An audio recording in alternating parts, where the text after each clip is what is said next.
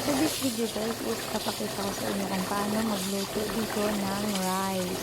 Pilipinas guys, pag magluto tayo ng rice is hugasan lang natin, tapos lagyan natin sa insaktong tubig, tapos isasalang.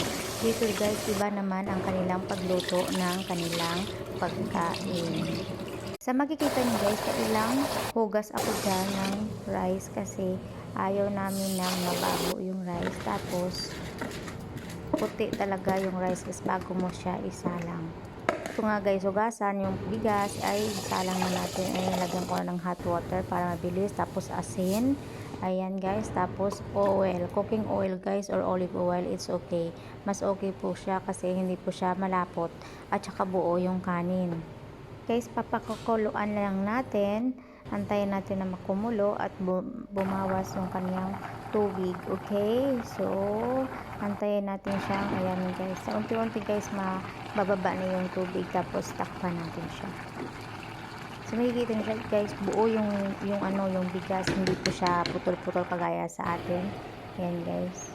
So, makikita nyo sa video ko guys na buo talaga yung rice guys. Ayan siya. Diba? Hindi siya sira-sira. Ayan. Huwag mo siyang i-mix guys. Ganyan-ganyan lang siya para hindi siya putol-putol yung bigas natin, no? Ayan guys, tatakpan na natin at aantayin na lang natin na maluto. Ayan guys. So, takpan ulit natin. Tinik ko lang kung meron pang tubig. Antayin na lang natin na wala ng tubig at maluluto na yan siya guys.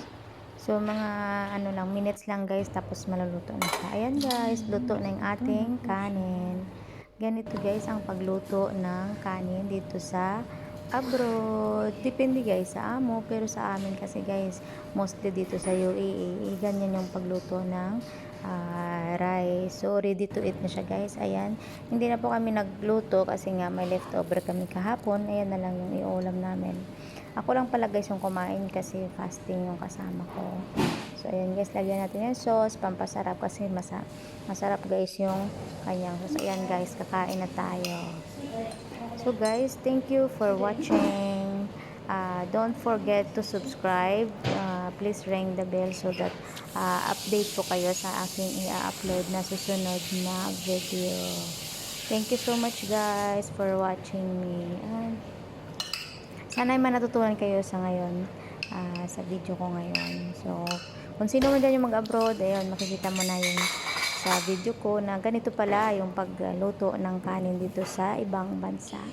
So, iba-iba rin kasi ang pagluto natin ng bigas natin, no, ng kanin natin. So, depende na lang yon sa ating nasanayan dito sa abroad or sa ibang bansa.